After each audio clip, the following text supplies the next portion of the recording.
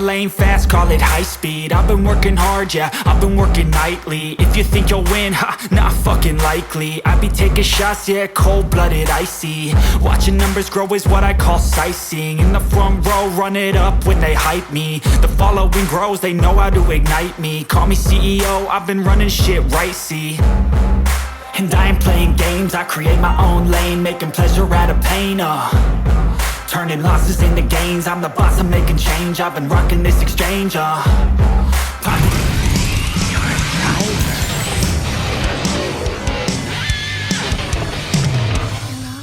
What's up, guys? Welcome back. If you're new to this channel, this is my 1971 Drift El Camino build.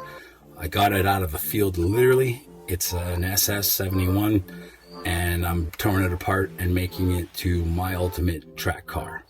Now, I built this thing pretty much with a pipe bender, a grinder, and a welder, a few other things, but basically that's all I've got, and I'm just making the best of it.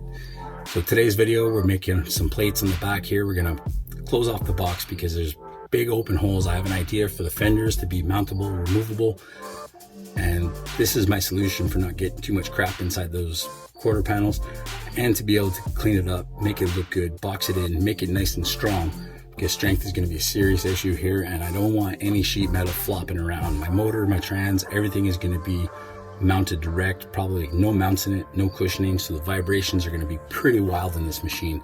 The last thing I want to hear is metal slapping off of each other. That'll drive you completely insane and make a really cool looking build sound super cheap in a heartbeat.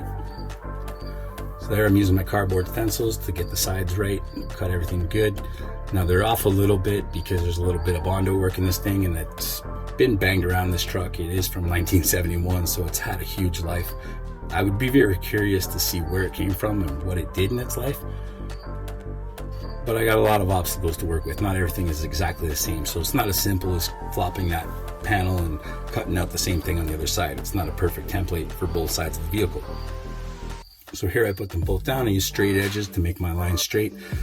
Those I figured out where it's going to bend in, how much I need on the inside, and then I'm going to have to cut and trim that also. I'm going to bend them on 90 degrees. I'm going to go over to my dad's garage and use his tools for that. I'm going to put a good bend in it, and then I'm going to use the bead roller on it as well to make it good and solid, because I don't want these pieces, like I said, flopping around. If you take a piece of sheet metal and kind of shake it, it sounds a little bit like thunder, but it's not the kind of thunder I want to make. I want the thunder coming from the exhaust, not from the sheet metal. So there's my lines for all the bending and everything I want to do on the bead roller.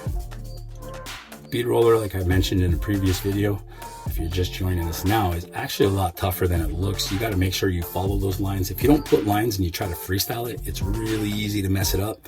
When you come back to your square or whatever design you did, you have to have those lines dead on perfect. So it's very important to have good lines and follow those really well. Here I'm taking the grinder out, cleaning up all the rust spots and all the crap that's in the way. Trying to eliminate as much as I can from underneath it that I don't need. That way it's less weight on the vehicle, and it's going to provide a cleaner look and a better spot to weld to, something more solid. Now the tricky part is getting into the corners with that grinder I have.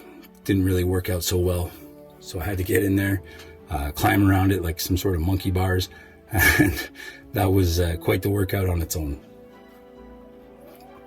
So there, taking off more on the inside.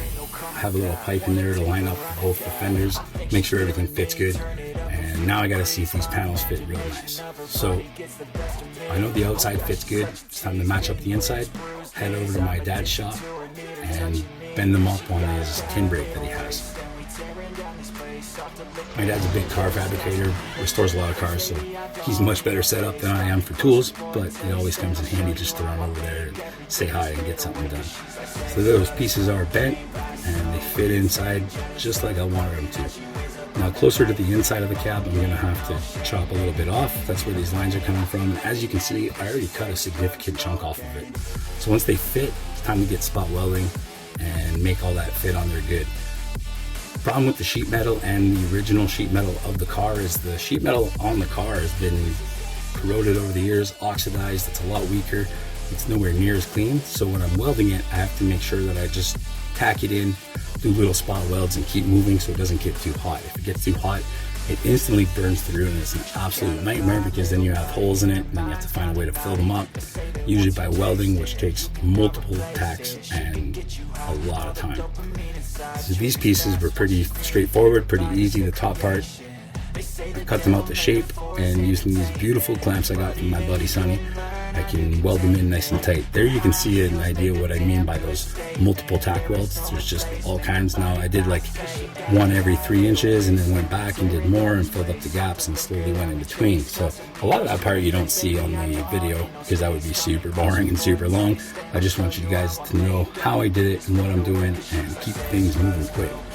So now it's time to make the bottom pieces. It's a little trickier now because the bottom I have to weld upside down, and that's always a pain in the ass, especially when you're trying to do tight little spots and tight little things like this.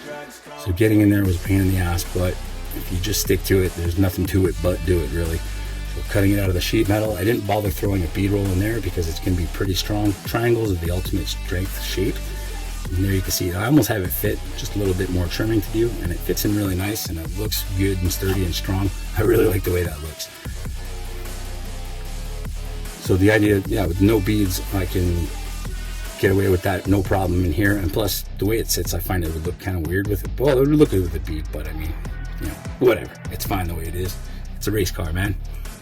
So now I'm putting the other one in, and most of the back of this thing is pretty sealed up. I have a little bit of work to do on that rear firewall, a few little spots to clean up on that. But these pieces are done, cut out, everything fits, bead rolled, looks good. I'm actually really impressed with this part of the build. It's one of those moments where I could stand back and look at it and feel good about it. And that's what makes a build like this ultimately worth it, I think. Because when you get that feeling of satisfaction after you know you've done something and it looks that good, that makes it all worth it. You feel proud, you feel powerful. There I'm using some nice clamps that I got too from work to put on my shock mounts. I put a little block in between. Turned out to be just about the perfect size of a shock. I used the clamp to hold it nice and tight, make sure both of them were good and level and steady. They didn't move, and started tacking them in. This metal's a lot thicker, so I can get really crazy on the welds, put it in nice and thick, make sure it's good and strong. And then eventually I'm gonna have to take apart this entire machine to go over all the welds and make sure everything else in there is good. So that'll give me a chance to weld on the opposite side of that mount to get underneath it. And that's where we're going in the next few videos.